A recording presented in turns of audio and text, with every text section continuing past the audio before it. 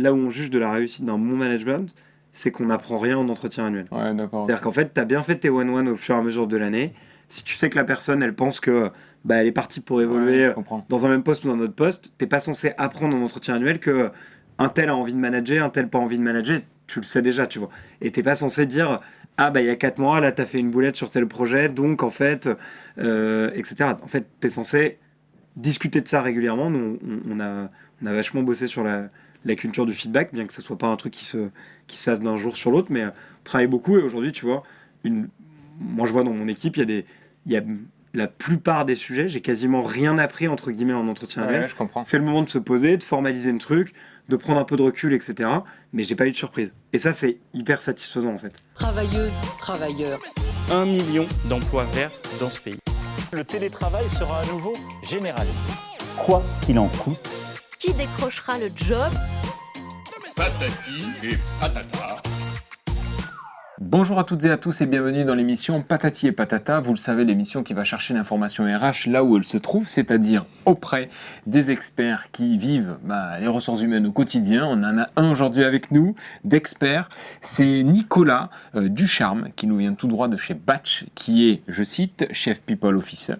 C'est bien ça. C'est exactement. Bienvenue Nicolas, merci d'avoir accepté l'invitation. On va parler de cette entreprise que peut-être peu de personnes connaissent, en tout cas en termes B2C, puisque ce n'est pas la propriété même de l'entreprise, mais vous allez voir que finalement, vous connaissez très certainement cette entreprise. Bienvenue Nicolas. Merci, bienvenue. Bonjour. Bonjour Nicolas, merci, bienvenue. Alors un petit mot sur Batch, qui est une scale-up, mais vous pouvez nous détailler ce que vous faites, comment vous le faites? Carrément. Notre métier, nous, chez Batch, c'est de proposer une solution aux entreprises qui leur permettent de communiquer avec leurs clients. Le canal pour lequel on est le plus connu de communication, c'est les notifications push, mais on fait aussi de l'email, Sur le etc. téléphone, hein. Ouais, exactement. Donc quand sur ton téléphone, tu reçois une notification, SNCF, Fnac. la Fnac, beaucoup de clients français, mais aussi à l'international qui nous utilisent. Et donc nous, on leur donne la techno qui leur permet de faire ça et de te l'envoyer directement à toi. C'est une techno marque blanche en fait, mais ouais, c'est plus comme de l'emailing, c'est-à-dire que d'accord. l'emailing, en fait, tu utilises Mailchimp ou etc. pour faire ta newsletter parce que tu ne le fais pas toi-même. Ouais. Là, c'est pareil, ils vont utiliser notre plateforme pour envoyer leurs notifications. Mais alors concrètement, ça veut dire que sur ce type de plateforme, moi j'ai découvert, je savais pas qu'il y avait un besoin de maintenance, que ça évoluait tout le temps, etc. Bien sûr. Donc vous recrutez quel type de métier? Et du coup, nous, on recrute comme beaucoup de scale-up un peu dans tous les métiers, donc à la fois des techs, parce que aujourd'hui, donc, ce que je disais, c'est que nous, on est né avec cette histoire de notification push. Ouais. Après, push sur les applications, puis sur le web.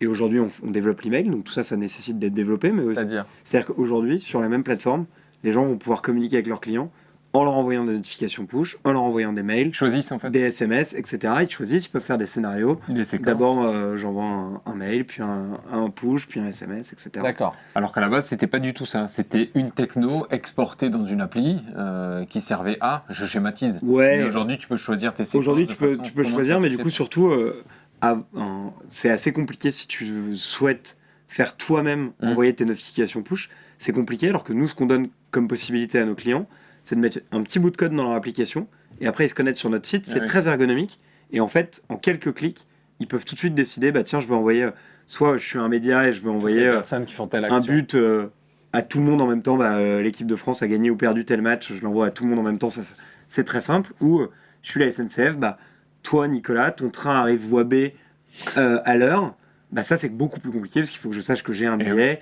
que le train arrive voie B, etc. Donc beaucoup plus complexe. Donc ça scrape toutes les informations. Ouais, exactement. Oui, mais il ne faut pas se planter. Vaut mieux pas se planter.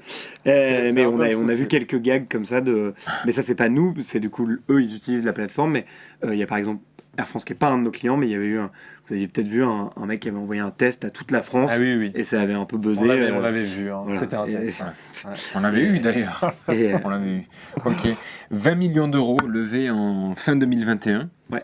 C'est quoi l'idée avec cet argent-là, cette levée, ça va servir à quoi? On parlait notamment de l'investigation et de l'investir dans le monde RH. Est-ce que c'est une réalité toujours? Nous, quand on a levé cet argent, on s'était dit on a 3 buts principaux. Le premier, c'est d'investir dans notre équipe, notre culture. Ouais. Et donc ça passe par recruter des gens, mais aussi offrir aux gens des conditions de travail qui correspondent à notre culture et à nos valeurs. Donc investir dans ça, investir dans la formation, investir dans les RH au sens propre, parce qu'on a une équipe RH qui est grande par rapport à la taille de notre équipe, donc c'est un investissement. Ça coûte plus cher que d'en avoir une petite. Et ensuite, on avait deux autres choses dans lesquelles on voulait investir. La techno, donc c'est ce que je disais, rajouter des canaux de communication, ajouter des choses plus complexes, avoir une meilleure ergonomie. Garantir la fiabilité, Ouais, etc. carrément. Ok. Et existait depuis combien de temps? Nous, l'entreprise, elle existe depuis 6 ans. D'accord. Et donc, voilà, donc elle s'est développée au fur et à mesure avec une technologie de plus en plus, qui offre de plus en plus de services à nos clients, mais aussi elle s'est développée à l'international. Et ça, c'était le troisième C'est volet. français à la base. C'est français. Combien de basé à Paris. collaborateurs? Une centaine entre D'accord. Paris et Lyon. On a un bureau à Lyon historiquement où à la base on avait plutôt notre équipe de dev et finalement ça s'est développé. On a d'autres types de métiers qui se sont installés à Lyon aussi, surtout après le Covid. Ah ouais, Et, comme quoi? Comme tous les métiers. Là, on a aujourd'hui à Lyon, on a presque tous nos métiers D'accord. et on a certaines personnes qui sont basées ailleurs qu'à Lyon et à Paris et qui travaillent ce qu'on appelle du coup en remote first, donc qui reviennent 5 jours sur une période de 4 semaines au bureau. Ah, c'est joli, Et, Remote donc, First. ouais, mais par contre, on n'aime pas le remote tout court. Tout court. On n'a pas de gens qui travaillent en full remote. Ouais. Vous l'avez eu à un On moment l'a donné jamais eu Non. parce qu'on n'a jamais souhaité avoir cette culture-là d'entreprise. On pense qu'on pourrait pas faire d'aussi belles choses en se voyant jamais. D'accord. on Ça aurait été pense que- intéressant du coup d'avoir l'avant-après ou savoir Ouais. effectivement, mais en tout cas les craintes et les principales réticences, c'est quoi du full remote? C'est pas avoir la cohésion d'équipe? Ouais, c'est pas être- avoir la cohésion d'équipe, c'est pas avoir la même créativité et c'est aussi pas recruter les mêmes personnes. Aujourd'hui, tu vois, tu as beaucoup de Bien sûr. profils, notamment en dev, qui vont vouloir aller chercher que du full remote. Et nous, je pense que on a quelque chose de plus à offrir Ouais. que ça. Et on a une équipe, notamment ce bureau dont je parlais à Lyon, il y a une super ambiance. Les gens, ils apprennent, ils échangent, ils font. Enfin, c'est vraiment. Je pense que c'est un vrai avantage. Donc, Et ça il y a veut des dire gens quoi, qui vont le- choisir. Ça veut dire quoi le Remote First? Remote first, tu vas avoir. Tu vas décider soit au cours de ta carrière chez Batch, soit dès que tu signes, de dire, voilà, moi par exemple, je sais pas, d'accord. un sales qui est arrivé chez Batch il y a 2-3 ans, il m'a dit, en fait, moi j'habite à Lille, est-ce qu'on Ouais. peut quand même travailler ensemble? Je lui ai dit, ok, par contre, la règle c'est que tu viens 5 jours sur une période de 4 semaines, donc lui il habite à Lille, donc il fait 5 allers-retours dans la journée, mais il y a quelqu'un d'autre qui habitait à Paris, Dans le mois. et ouais, dans le mois, excuse-moi, enfin, il fait l'aller-retour dans la journée, il dort pas. à Oui, Paris. oui, bien sûr. Et par contre, il y a quelqu'un qui habitait à Marseille, au début il habitait à Paris, un jour il nous a dit, en fait, moi mon projet de vie c'est de déménager à Marseille, Ouais. est-ce que ça vous va? Là on dit oui ou non, ça marche pour certains profils, Ouais. certaines seniorités, pour d'autres ça marche pas. bien sûr. Et là on lui dit ok, du coup tu vas aller t'installer Vous à vous Marseille, interdisez rien, mais plutôt vous intégrez avec les bons côtés quand il y en Ouais. a besoin. mais on se réserve le droit de dire non aussi. Ouais, bien sûr. Quand ça fonctionne pas, encore une fois pour un type de poste, pour une équipe. Les pour un- candidats, là, besoin ils d'avoir doivent se quand dire, même- ok, je peux quand même postuler, quoi. Ouais, carrément. T'as Ah bah. besoin d'avoir un véritable ancrage, j'imagine. Tu parlais de seniorité dans l'entreprise pour savoir si ça match ou pas. Et si Ouais, tu peux mais il y a faire- des gens à qui on l'a fait dès le début, Ouais. c'est plus rare, mais c'est des gens qui étaient plus seniors sur des postes où on s'est dit ok, lui ça va marcher, ou des gens avec qui on bossait déjà dans l'écosystème et qu'on Ouais. connaissait, mais c'est sûr que la majorité des cas, enfin pas la majorité des cas, la majorité des cas, c'est des gens qui ont d'abord travaillé chez Batch et qui ensuite ont D'accord. demandé cette mobilité. Est-ce que ça nécessite une formation spéciale ou spécifique, en tout cas, de tes managers? Ce genre d'équipe. Tu poses la meilleure question possible. C'est tout le. Là, ça fait un an et Quelle demi. formation en plus? Ouais. Est-ce qu'il en existe? Est-ce que... Et sont-ils en Remote First? Putain, il y a trop de questions. Alors, plein de questions. On a un head of, donc le head of de notre équipe Solution Engineer, qui lui est en remote first Ouais. dans le sud. Et lui, il se trouve qu'il a bossé dans une grosse Pour une entreprise. question de seniorité. Alors. C'est une question de sonorité, mais il est arrivé dans l'entreprise, il a directement commencé en remote first. D'accord. Et en plus, il a eu un petit bébé à ce moment-là, donc il est quand même un peu moins venu que voilà. Et donc, résultat, on a composé avec ça. Et lui, c'est quelqu'un qui a une équipe avec qui ça marche très bien, qui a lui-même avait une expérience de ça assez forte parce que il bossait dans une grosse boîte internationale où avant le Donc, Covid, c'était il pas a le été sujet, bloqué quoi. et tout. Donc lui, il y arrive très bien, là où d'autres nous expriment plus de difficultés ou Ouais, de bien sûr. réticence, quoi. Et après, chaque manager peut aussi adapter avec son équipe en disant j'aimerais bien que vous veniez un peu plus ou différemment, bien etc. Et après, pour la formation, justement, nous, ça fait 1 an et demi qu'on bosse exactement comme ça, avec ces règles-là. Et on est en train justement de...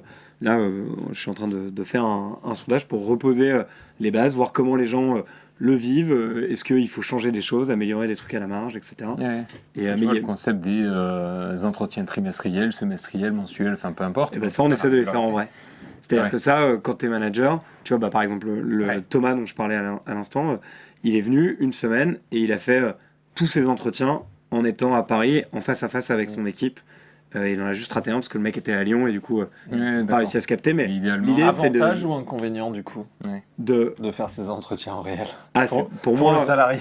Ah, bah, ouais, c'est quand même...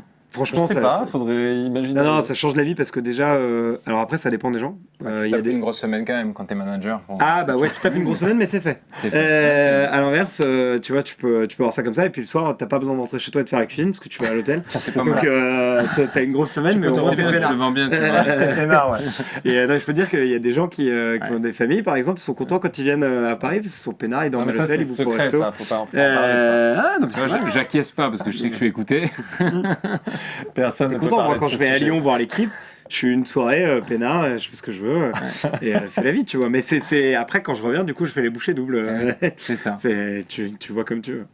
Mais donc non, voilà pour cette partie. Et je pense que ouais, pour un entretien, un truc aussi important qu'un entretien annuel qui quand même aujourd'hui est toujours perçu par les salariés comme un moment, un peu un climax de leur année, même si nous on le fait 2 fois par an. Et s'il y a un suivi très régulier, c'est quand même plus cool de le faire en one-one en physique. Quoi. Sur quoi on juge et on jauge finalement à ton poste de la régularité ou non, c'est-à-dire de doubler des entretiens, c'est-à-dire trimestriels. Qu'est-ce que nous, La récurrence, qu'est-ce qui fait que... nous on a expérimenté l'année dernière dans une équipe de le faire 2 fois par an. Ouais. On va le généraliser à tout le monde. Mais en fait, là où on juge de la réussite d'un bon management, c'est qu'on n'apprend rien en entretien annuel. Ouais, d'accord. C'est-à-dire qu'en fait, tu as bien fait tes one-one au fur et à mesure de l'année. Si tu sais que la personne, elle pense que elle est partie pour évoluer Ouais, je comprends. dans un même poste ou dans un autre poste, t'es pas censé apprendre en entretien annuel que un tel a envie de manager, un tel pas envie de manager. Tu le sais déjà, tu vois. Et t'es pas censé dire il y a 4 mois, là, t'as fait une boulette sur tel projet, donc en fait, etc. En fait, t'es censé discuter de ça régulièrement. Nous, on a vachement bossé sur la culture du feedback, bien que ça soit pas un truc qui se fasse d'un jour sur l'autre, mais on travaille beaucoup. Et aujourd'hui, tu vois, moi je vois dans mon équipe, il y a la plupart des sujets, j'ai quasiment rien appris entre guillemets en entretien annuel. Ouais, je comprends. C'est le moment de se poser, de formaliser le truc, de prendre un peu de recul, etc. Mais j'ai pas eu de surprise. Et ça, c'est hyper satisfaisant en fait. Ouais. Et C'est là où tu as ta propre réussite, toi, où Ouais. tu coches ton objectif de rien avoir appris Et, finalement au cours de cet entretien. Ouais. Et au niveau global, quand tu vois, nous on a décidé de mettre en place pour que les gens sachent se jauger, voir où ils en sont, de mettre des niveaux de performance. Et du coup, on a 4 niveaux de performance. Et chacun s'auto-évalue. Et après, son manager lui répond s'il est d'accord ou pas. Ça fonctionne toujours, ça. Ça existe quand même depuis pas mal de Ouais, temps. ça existe depuis longtemps, mais c'est pas trop l'ambiance dans les startups d'écrire Ouais, le mot d'accord. performer, tu vois, low performer, Ok. top performer, etc. Et nous, on Tu pensait mets que des mots c'était- derrière, personnellement, sur ton propre taf, avant Ouais, d'être exactement. jugé, entre guillemets. C'est Et, pas que et du descendant. coup, tu vois, là, on vient de finir nos entretiens annuels et c'est plutôt satisfaisant parce qu'on a vu qu'il y avait la plupart des gens étaient d'accord entre le manager et le manager sur le niveau de performance. Tout Il y avait parce que pas, vous étiez en physique. Probablement. c'est très très il bon. pouvait pas le lâcher. Il l'a obligé. Mais non, du coup, c'est assez cool. Tu vois, Ouais. que Ouais. en fait, tu as suffisamment de régularité et les gens se parlent suffisamment pour pas avoir une surprise. Ah je me pensais top performer, t'es low performer. Ou l'inverse, tu vois, ça Ouais. serait quand même un peu bizarre. Lui aussi, Donc, il a été cadré et ou recadré. Ouais, avant suffisamment. Ça veut donc, dire que. Mais ça ouais. veut aussi dire que tu as été capable de faire du feedback. Parce que toi, tu as aussi des managers qui aiment pas dire les choses quand ça Bien va sûr. pas. Et du coup, par contre, sont obligés de le dire le jour de l'entretien annuel parce que c'est le moment où on leur a dit qu'il fallait le dire. Et du coup, s'ils ont rien dit avant, ça tombe comme une surprise, tu vois. Bien sûr. Ouais, Donc, ok. c'est quand même, Ouais, c'est là où tu juges le manager avant même de juger le collaborateur. le manager, il est aussi jeu parce qu'on a, Eh ouais. on a des upward feedback. Donc, c'est les managers répondent à des questions sur leur manager avant. Donc, on collecte l'info et on leur donne au manager. Donc, ça lui permet de Lors savoir. de l'entretien, On lui, alors, ou juste après. on lui donne avant ses entretiens à lui D'accord. et avant son entretien à lui, puisque Ah oui, du coup ça d'accord. permet aussi au manager du manager de Ouais. juger s'il fait bien son Non, travail. ce qui est sympa, c'est que le manager arrive auprès de son équipe et il a déjà eu le feedback. Donc Ouais, sait il à a peu eu du près- feedback plus global, anonyme pour l'instant. Donc, Ouais. peut-être qu'un jour il le sera plus. Ouais. Et pour leur dire, et ça permet de réagir, de dire ok, vous avez relevé tel et tel point, comment on peut faire pour l'améliorer, etc. Donc c'est assez cool. Alors, pourquoi rejoindre Batch? Pourquoi rejoindre Batch? Question vague. Très large. Très large. Très macro. Quel impact j'aurais en tant que candidat? Moi, je pense que pourquoi rejoindre Batch, il y a souvent, même si ça commence à faire un bout de temps que je suis là, j'aime bien revenir à pourquoi moi j'ai rejoint. 5 ans, t'es arrivé. Non, il y a 3 ans 3 ans lors du ouais, Covid. 3 ans. c'est ça Je suis arrivé juste avant le Covid, au début en part-time, donc en externe. Ok. Et après, j'ai été embauché en CDI il y a 2 ans et demi. C'est intéressant, oui, du coup, de savoir pourquoi. Ouais, et du J'ai coup, l'impression qu'il y a une grande culture comme ça, où vous apprenez à travailler avec des externes. ouais, non, ça arrive pas Non. si souvent, mais parfois on recrute des gens de notre écosystème. Voilà. C'est pas forcément, C'est tu ce vois. dont tu parlais au début. Ouais, on a, tu vois, Une espèce de Pierre, le sales cooptation, auquel je pense, Ouais. il a organisé des salons auxquels on allait, on a appris à se connaître, et puis un jour, c'était le Covid, donc les salons, il y en avait moins, donc lui, il cherchait peut-être une nouvelle aventure, et on lui a dit, bah vas-y, viens travailler avec nous. Hervé, notre CTO, qui nous a rejoint, ça a été un de nos premiers clients. Il était client chez nous dans la boîte où il était avant, Ah ouais. et un jour, maintenant, il bosse, C'est il plutôt bosse bon chez nous. signe, Quoi. ça. Hein. Ouais, c'est assez cool. Ouais, Ça fait des ouais, recrutements c'est sympas. valorisant. Ouais, bien sûr. Ça fait des recrutements très sympas, ouais. Et donc moi je bossais en externe comme CFO à temps partagé, parce que je suis CFO et Chief People Officer. Ok. Et après j'ai intégré, en fait pourquoi j'ai intégré, et je pense que c'est un truc qui est assez réplicable, moi j'ai intégré pour plusieurs choses, d'abord pour l'équipe, Ouais. parce que les gens avec qui je travaille, sans leur envoyer des fleurs, ils sont brillants et ils sont agréables à travailler, notamment... nous, on a un organe qui s'appelle le CODIR, qui est donc le. Donc tu dirais que tu as comité une de direction. vraie culture badge qui s'est générée, qui s'est créée avec des gens plutôt smart autour de la table. Quoi. Ouais, il y a des gens smart, mais il y a aussi un truc qui est vraiment cool, c'est qu'il y a 2 fondeurs chez Batch, mais c'est des gens qui sont capables d'écouter d'autres gens et de pas forcément avoir raison. Souvent, dans des boîtes de notre taille ou même plus grandes, il y a un peu 1 ou 2 fondeurs et c'est Dieu le père, et dès qu'ils décident quelque chose, c'est comme ça, quoi. Et nous, on n'a pas ça, on a la chance de pouvoir dire non. Je sais pas si vous voyez de quoi je parle. On se sentait très visé. Et du coup, c'est un truc qui est vraiment important. Le pauvre. Et non, c'est un truc qui est vraiment important. Donc ça, c'est plutôt pour la partie équipe. Après, il y a la partie produit. Ce que je vous disais, moi, le produit, un jour, on me l'a montré. Ouais. Et tu vois, moi, c'est pas mon métier de me servir de ce genre de truc. Et je me suis dit, waouh, c'est incroyable. Là, en 2 clics, je peux envoyer à la France entière, Nicolas est un énorme beau gosse, en 2 clics, parce que, en fait, il y a la plupart de certaines applis avec lesquelles on bosse, Qu'ils le savent pas.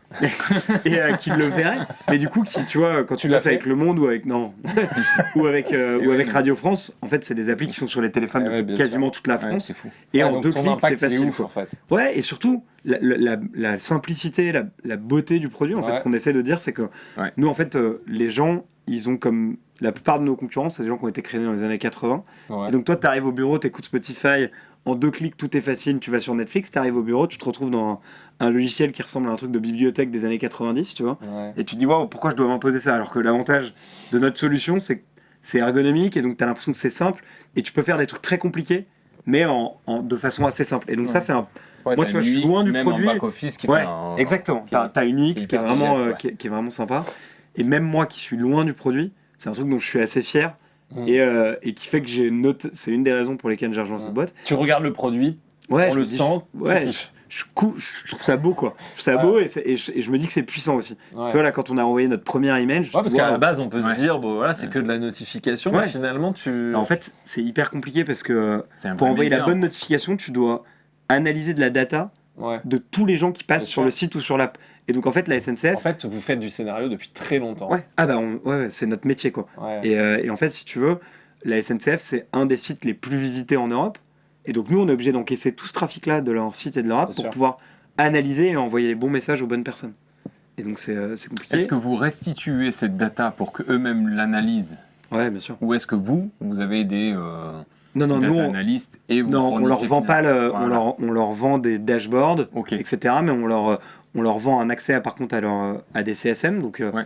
qui est compris dans le prix pour les plus gros clients, et qui, eux, les aident à analyser tous les trimestres, ou même plus régulièrement, comment ça marche. On réagit. Et ils les benchmarkent. En fait, Et c'est vous assez savez cool. quoi? Vous savez les gens qui vont enlever les notifs? Ouais, on sait parcours. les taux d'open, comme sur reste. l'email, etc. Ouais, c'est intéressant. Combien de gens reçoivent, qu'est-ce qu'on ouvre, etc. Est-ce qu'il vaut mieux? Et du coup, c'est cool parce que si, comme Ouais, tu as un tu peux CSM qui restituer connaît bien, l'info que les trajets, les retards sont toujours ouverts, en revanche, que de Ouais. dire une offre spéciale, tout le monde s'en fout. Enfin, je schématise. ouais, exactement. Et tu peux aussi dire aux gens, Ce qui est vraiment regarde, très cool. l'année dernière pour la Saint-Valentin, nos clients, ils ont envoyé des messages. Il vaut mieux l'envoyer le 12 février que le 14 au matin.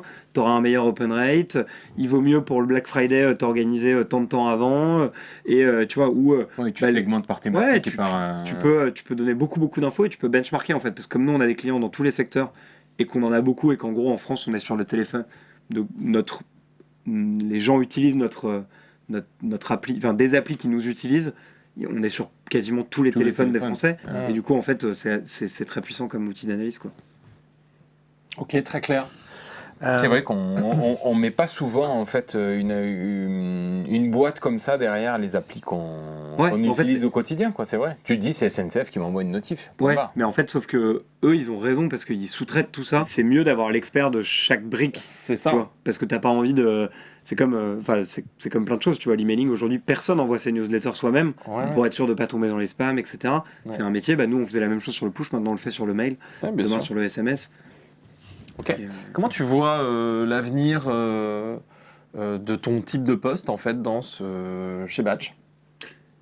Tu crois qu'il va être tourné plus vers, je sais pas moi, le bien-être pour les salariés? Là, on ouvre une parenthèse sur LinkedIn, on n'entend parler que de ça. Tous les postes sont faits autour du bien-être, etc. Tu crois que c'est une solution pour mieux attirer? Tu crois que...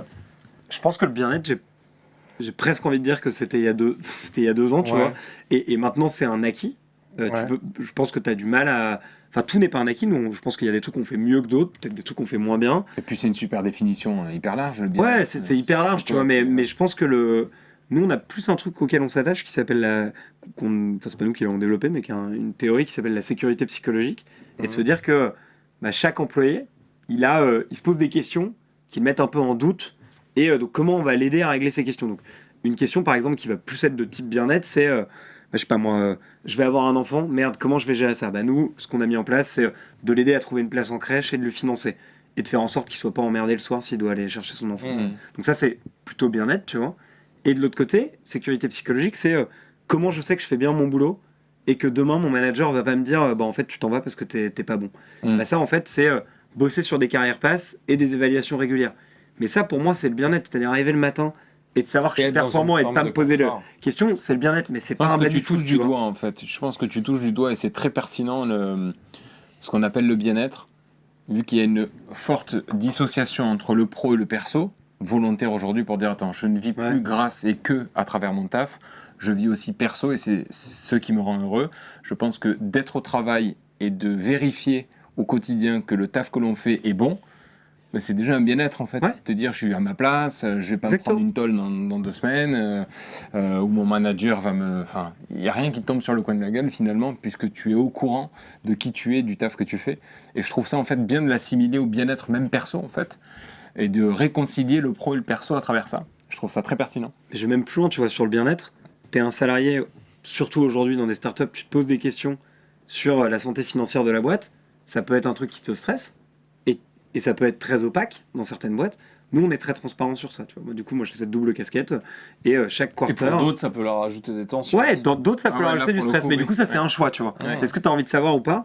Mais moi, je pense que, en fait, il y en a qui veulent pas savoir. À eux de se boucher un peu les oreilles, tu vois. Et ceux qui veulent savoir, au moins... On va parler de chiffres. Non, mais ils peuvent... Tu vois, ils sont pas obligés de venir. Ils sont pas obligés de... Mais s'ils veulent avoir l'info, c'est important pour eux de l'avoir. Et comme en plus... Nous, on a une logique d'actionnariat salarié avec des BSPCE, donc il y a un mécanisme français qui te permet d'incentiver tes salariés en leur donnant une petite partie de ton capital. C'est un truc, s'ils savent si l'entreprise va bien, comment elle se déroule, en fait, ça, donc ça, vous ouvrez le capital aux salariés? Ouais. Ok. Via des BSPCE. D'accord. Qui sont... Et là, pareil, tu vois, on a décidé d'être très transparent, c'est-à-dire que c'est pas opaque. Dans certaines boîtes, tu rentres dans un bureau, tu sors, tu as des BSPCE, tu sais pas combien t'en as. Voilà. Nous, il y a une règle, elle est écrite... Et tout le monde sait que quand il va devenir senior, quand il arrive, il en a X. À un certain niveau, il en a X plus, tu vois, c'est juste, plus en fait. Y, etc. C'est juste, et ça permet aux gens de s'enlever de cette question de est-ce que je suis un bon négociateur? Est-ce que le jour où la boîte va être vendue et que les fondateurs vont gagner plein d'argent, est-ce que moi aussi je vais être rémunéré pour ce travail? Est-ce que le mec qui est assis à côté de moi, il va être rémunéré pareil que moi ou mieux que moi? Donc tu vois, c'est ça, l'engagement, il est comment? Des gens qui évoluent dans cette direction, il est plus fort, vous l'avez constaté? Est-ce qu'ils reçoivent ça comme un package? Est-ce que ça en fait, c'est toujours compliqué, tu vois, parce que il faut avoir un gros historique, il faudra dire je les mets, je les enlève le lendemain, est-ce que les gens partent, etc. Donc c'est difficile à voir. Par contre, moi ce que je pense, c'est que c'est une accumulation de choses qui fait que ça s'appelle un peu la culture de l'entreprise, qui fait que les gens vont rester ou pas.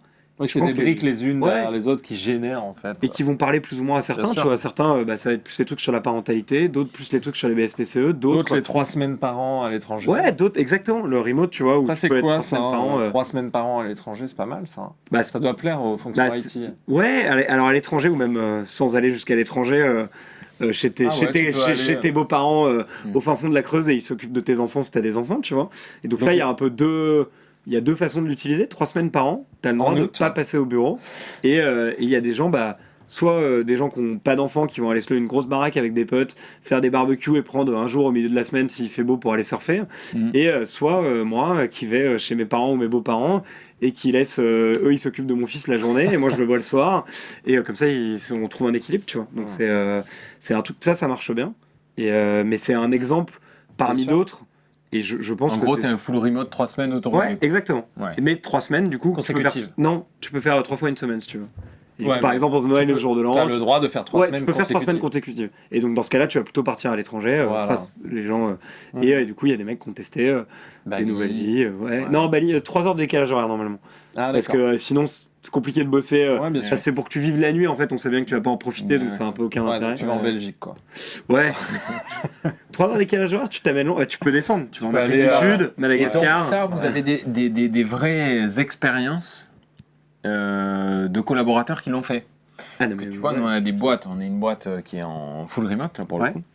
Et effectivement, même s'il y a l'opportunité d'eux et qu'on a des gens assez jeunes qui Ouais. pourraient le faire, et qui ne sont pas tenus forcément par des enfants, mais c'est pas fait en fait. Non. C'est pas fait. Ah ouais. Ouais, c'est pas marrant. quelque chose Alors en fait. je pense en t'écoutant, et c'est très intéressant, et je me dis que peut-être les gens se retrouveront aussi dans ce qu'on dit, c'est que peut-être que lorsque tu n'es pas en full remote et que Oui. tu laisses une parenthèse Ouais. d'opportunité de C'est l'être, logique, à ça un moment devient un donné, tu l'as. avantage. T'as envie d'en profiter. Voilà. Mais il y a aussi un truc, c'est que souvent les gens trouvent personne avec qui partir. Et oui, c'est ça. Moi par exemple, Ouais. ma femme, Ouais. elle peut pas faire de Mais full bien remote, Ouais. donc ça marche pas, c'est moi qui vais me retrouver tout seul.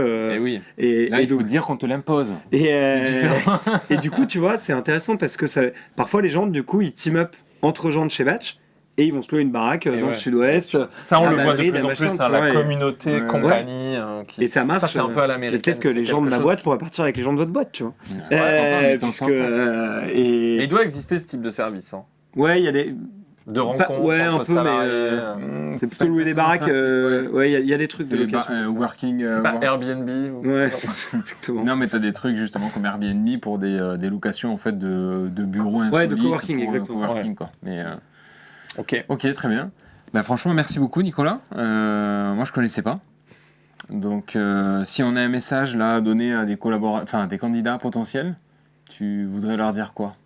Moi, je pense que il y a une, notamment sur la partie tech, il y a une très belle opportunité en ce moment parce que les technos qu'on utilise et les volumes de data qu'on traite, moi, je suis pas tech, donc je raconte ce qu'on me raconte, mais c'est passionnant pour les gens qui bossent sur ces métiers-là parce que ils voient des choses beaucoup plus complexes et beaucoup plus intéressantes. Et comme c'est souvent un métier de passionné, d'utiliser des technos qui sont utilisés par Facebook, par Google. Tu vois, nous, on bosse avec OVH, qui est une boîte française, donc on bosse pas avec Amazon. On bosse ce qu'on appelle en bare metal, donc on n'utilise pas du cloud, on utilise des technologies différentes. Donc c'est des trucs qui sont passionnants pour certaines personnes. Et valorisable. Ouais, et je pense que ça, tu vois, quand tu parles du bien-être, bah, c'est aussi un bien-être de se dire que tu es toujours à la pointe de la techno, ce que tu fais, ça t'intéresse, Sûr. et que tu peux en parler avec ton manager librement en lui disant, bah, tiens, moi j'ai envie d'être formé sur une techno. Tu vois, on parlait bien-être, bah, ça peut aussi être la formation, ça peut aussi être être capable de passer. Tu vois, moi je développe, je sais pas, je bosse plutôt sur tel dev et en fait, bah, l'année prochaine, j'aimerais bien faire un truc un peu différent. Est-ce qu'on peut en parler? Tu vois, c'est des choses qui sont intéressantes, quoi. Merci d'être venu nous parler, Nicolas, avec passion de ton métier. Non, c'est vrai. Et puis, plus largement, de ta boîte, Batch. Merci beaucoup. Merci à vous. Nicolas. Travailleuses, travailleurs. 1 million d'emplois verts dans ce pays. Le télétravail sera à nouveau généralisé. Quoi qu'il en coûte, Qui décrochera le job Patati et patata.